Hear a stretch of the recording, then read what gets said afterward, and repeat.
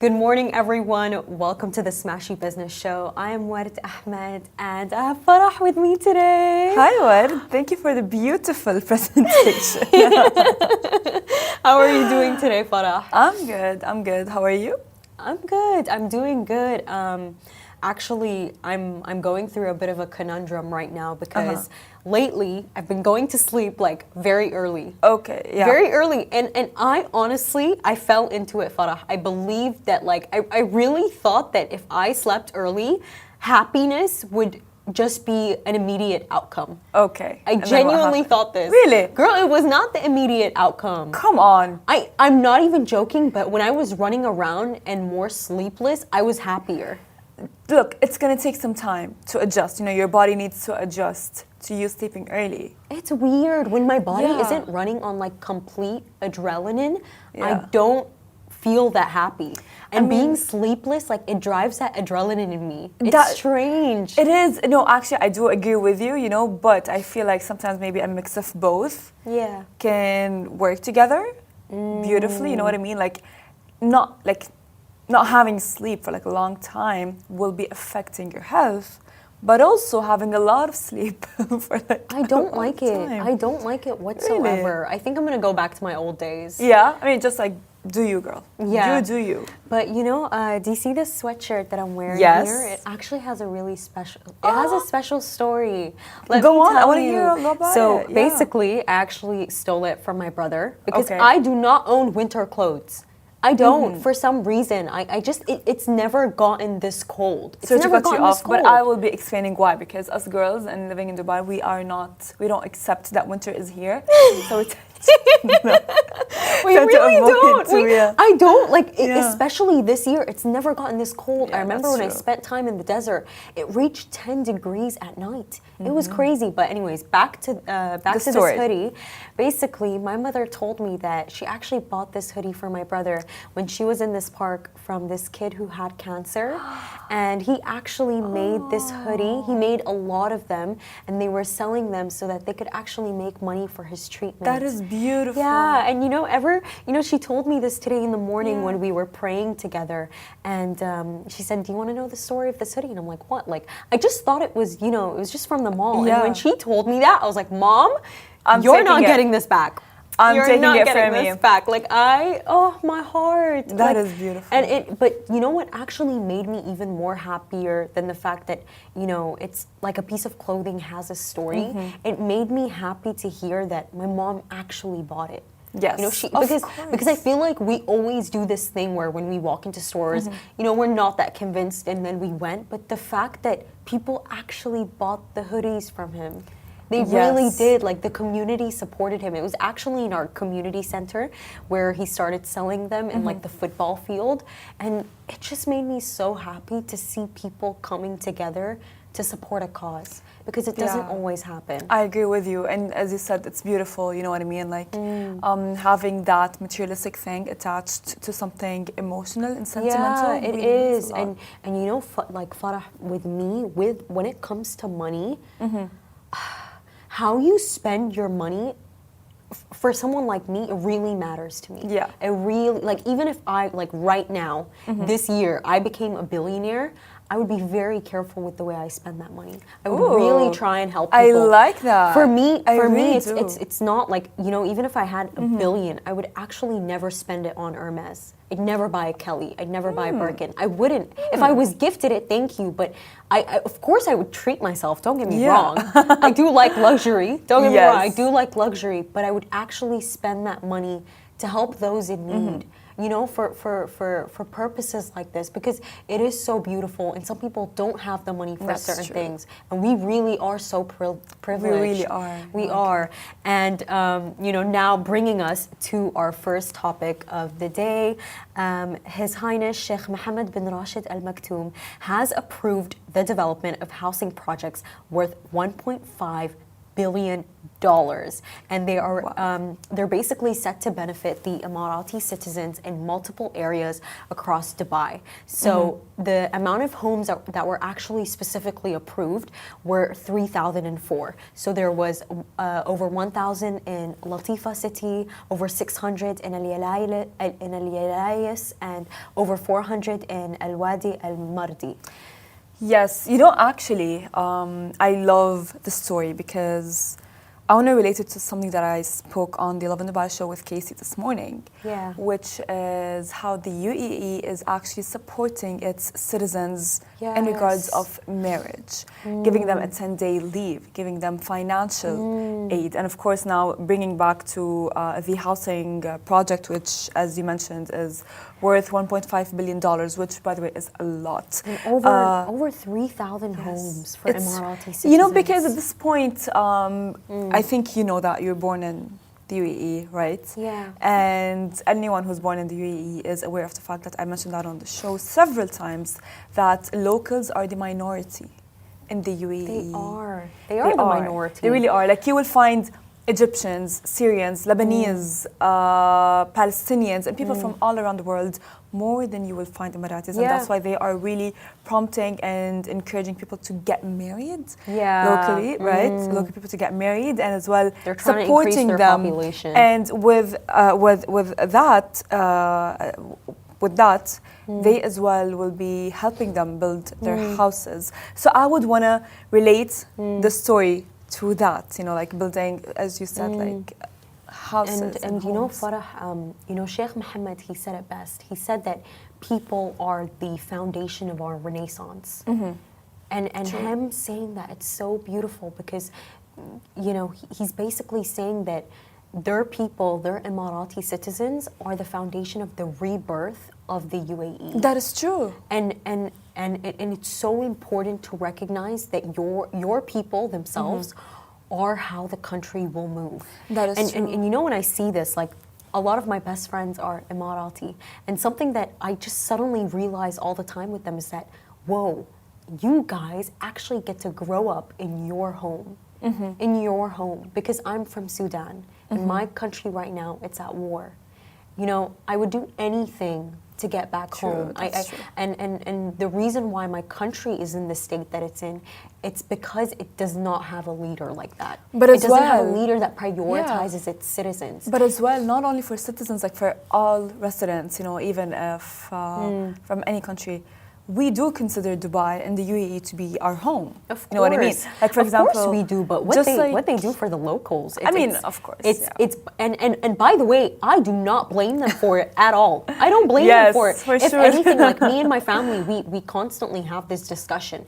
We love that they prioritize their own people. Yes. I genuinely see that there is no discrimination there, because what it does is that it empowers their people more. It makes them more successful. They even actually offer such beautiful scholarship grants, by the way, Farah. And by the way, they don't give them easily. They don't give them easily whatsoever. I had one of my best friends, she went to study in the UK. She applied for it, and she said they didn't give it to me easily, because you have to be the top of the top. You have to have done something grand. And as well, there are a lot of misconceptions regarding the UAE citizens, right, that we hear all the time, which is why they're implementing like the Emiratization program, right, and at all businesses, and as well helping them get married, financially, and as well it is building amazing. homes. And especially when I see this story specifically, Farah, like lately when I see the word home, I really miss Sudan. I really miss my country, and it's not something that I talk about often, because it does make me very emotional. But I miss my country, because a lot of people they don't realize what's going on in Sudan. True. But we lost our homes. We can't go back. We can't go back to Sudan. I can never hear the birds chirping again. I can never see my neighbor Tahani again. And I don't know if I'll ever be back. So, when I see this story, when I see that the UAE, they're really holding on to their people, it makes me emotional. Because I wish that, my own country, that we had a leader would provide you that would hold on to us. No, I understand that for sure, but again, as I mentioned earlier, that any resident who lives in the UAE will for sure be saying that, the UAE is home away from home. Yes. And for our next topic for today, Golub Capital, a leading US-based direct lender and credit asset manager with over $70 billion in capital under management, is planning to open an office in Abu Dhabi. Now, when I see this move, it does not surprise me whatsoever. The US is extremely hungry over the UAE, and this is not the first time that this has happened. Just very recently, actually, BlackRock was able to obtain its commercial license to operate in ADGM, Abu Dhabi's global market. So we're seeing that more of these American companies, they're coming here, and they're not just any American companies, they're powerful American companies. For sure. With large private assets. And as well, because we know that with that it will be enabling Abu Dhabi to attract, as you said, more investment. We already do see investment in American companies coming into the UAE, and this will of course be expanding the UAE, allowing the Golub Capital to diversify its geographic footprint beyond the United States. Yeah, and even from Golub Capital themselves, this is such a smart move on their part, especially with the recent news that Abu Dhabi's investment fund, Mubadala, actually topped Saudi Arabia's public investment fund. It's the top wealth spender. And on Golub Capital, I don't see that, this is a decision that they made intentionally. They know that all the capital is all pooled in Abu Dhabi. It's a very smart tactic on their part. But this is not to underestimate Saudi Arabia's public investment fund. Of course, they have had great achievements this year. They've actually just acquired a 15% stake in Heathrow Airport, and I believe 54% in the MBC. So they're making a lot of moves there. But this is a very smart tactic from Golub Capital. I mean, I spoke about it with Majid before, because both the UAE and as well as Saudi Arabia have a 2030 vision, and it's both of them are racing each other to reach to their 2030 vision, which is very exciting, because I would want to see later on what would happen or how will it all turn out.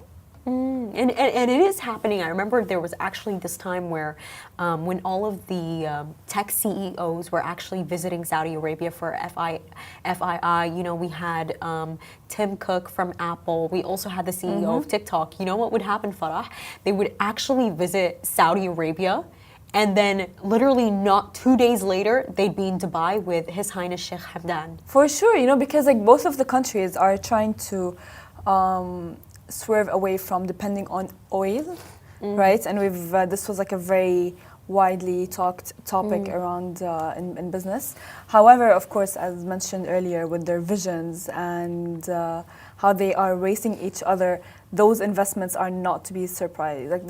It's not a surprise. I think later on, tomorrow and after tomorrow, and as the year continues, we're going to be seeing more and more news of that. Yeah, and finally, for our last topic for the day, it is beach time. So Dubai has awarded a $108 million contract for the second phase of Al Mamzar beach development. This is so exciting. I love the beach. I was just telling them, I don't like winter. I love summer.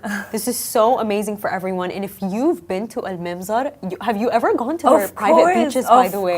Of course, for sure. I mean, I lived my whole life in the UAE, right? I'm born here in the UAE. I'm born in Dubai.